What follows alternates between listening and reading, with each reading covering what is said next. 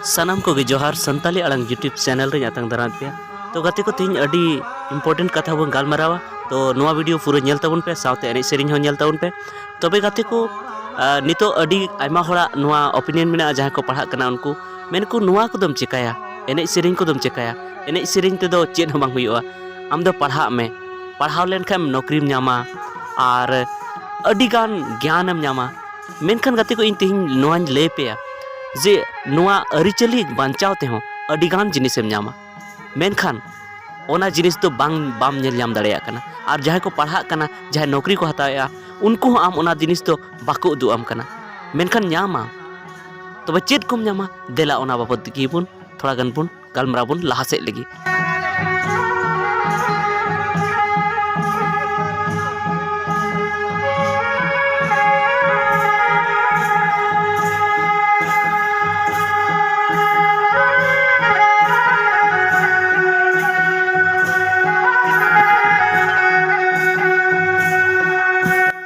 तबे गाते को जहां नौकरी वाला हड़गी जुदी जहां किसान हड़गी जुदी आपे को मेता पेया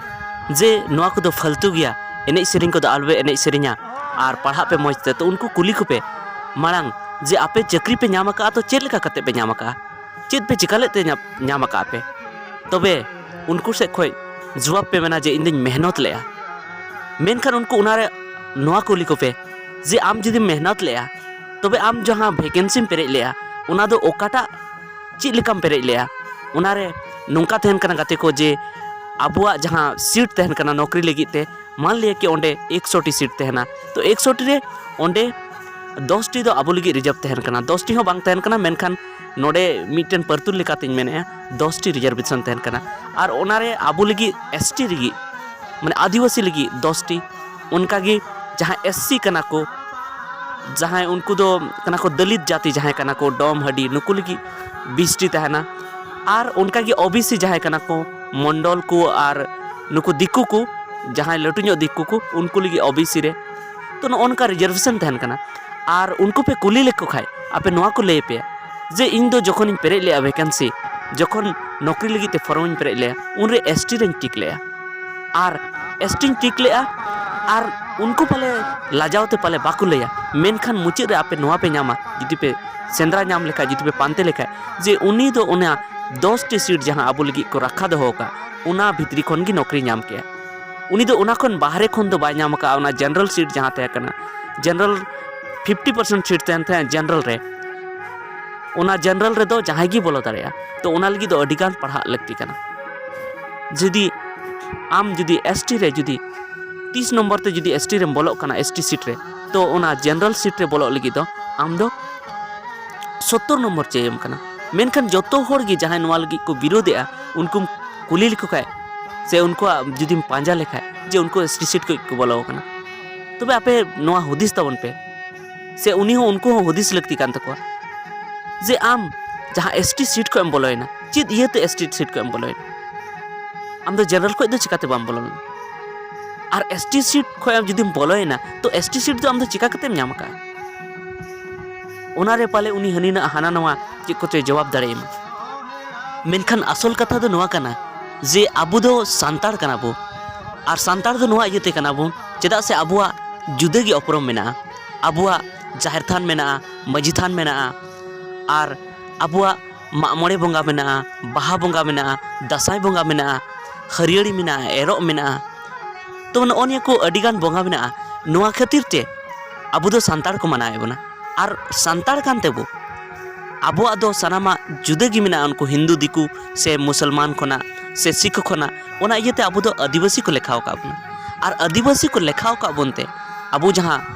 10% जहाँ रिजर्वेशन सीट बो नामदा 10% तो बाबू नामदा पाले 7% गान बो नामदा ओना 100 टी रे जहाँ 7 टी बो नामदा ओना रे आबु बन पेरेज दाड़ी कना जे इन दो एसटी कनाई इन दो आदिवासी कनाई इन दो 7 टी जहाँ सीट नामदा 100 टी रे ओना रे नौकरी नाम रेना अधिकार मेना तिया और ओना इयते आबुआ जाति आवासीय जाति बेना कना और ओना जाति ते आबु बन एप्लाई दाड़े कना नौकरी लगी तेबन पेरेज दाड़े कना तबे हुईना से चेदा चेदा आम दो ओना रे पेरेज दाड़े कना चेदा से आम दो संताड़ कना और संताड़ चेदा आम लेखाओ कना चेदा से आमा दो जाहिर थान मंजी थान मेना तमा और उना लेकाते आम दो संतार को लेखाव का उना साउते आमा बाहा मेना खाय बाहा एने सेरिंग मेना तमा सोहराय मेना खाय सोहराय एने सेरिंग मेना तमा दासाय मेना तमा खान दासाय एने सेरिंग मेना तमा गाते को इन नुआ लई सनाइए जे नितो हो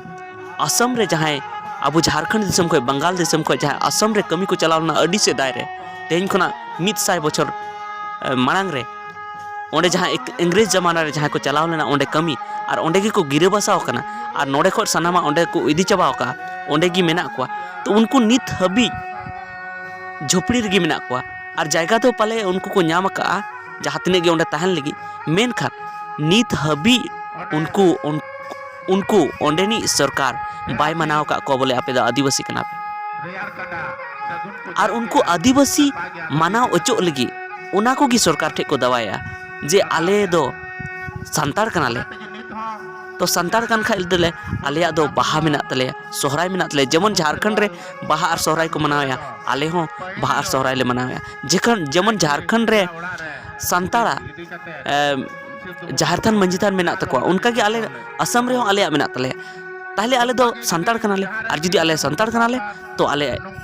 आदिवासी कनाले और जुदी आदिवासी कनाले तो नोडे आले रिजर्वेशन नाम लगती कर उनको ओंडे नोआ को गी ओंडे सरकार ठे दावा को एमेआ जे आले दो नोनिया को मेना तले नाते आले दो एसटी रिजर्वेशन नाम दरकार कना तबे गाते को नोका अबुआ लाइलाकचार अरिचली धर्म जुदा मेना ओना इयते अब दो एसटी रिजर्वेशन को एम का बना ओना इयते नो दो बांचाव दो लगती कना तबे नोरे आपे पे सवाला आपे पे कुकलिया जे चेत पढ़ा दो बांग दरकार कना तबे हैं ओलो पढ़ा हो अडी की दरकार कना जुदी आम ओलो पढ़ा बाम बाडाया तबे दो आम दो अपनार हक अइदर दो बाम कोय दाड़े सरकार ठे तो नाते ओलो पढ़ा अडी जरूर गया और ओलो पढ़ा सावते आमा जहां हथियार कना आमा जहां सपाप कना ओना हो आम बांचाव दोहता आमा जहां अरिचली कना और आमा जहां लाइलाकचार कना आमा जहां धर्म कना आमा जहां धर्म जायगा कना धर्म थान कना नोआ को बांचाव दोहता ओना इयते पढ़ा अबन अड़ी जस्ती बन पढ़ा ओना सावते नोआ को बांचाव बन दोहे तबे गे आबो सनम लेका तबन बांचाव दाड़िया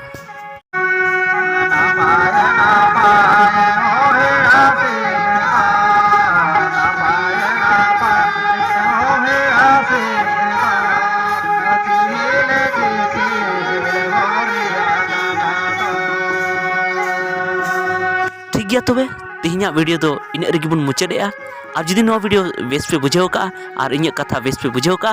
तबे नोआ वीडियो लाइक तबन पे सावते हर कोठन शेयर तबन पे और सावते जुदी नित हबी नोआ संताली अड़ांग यूट्यूब चैनल जुदी बापे सब्सक्राइब का तो उससे सब्सक्राइब तबन पे चेदा से नोंका गी इन वीडियो अगुतगिन तहन कना मा मुचाद जोहार।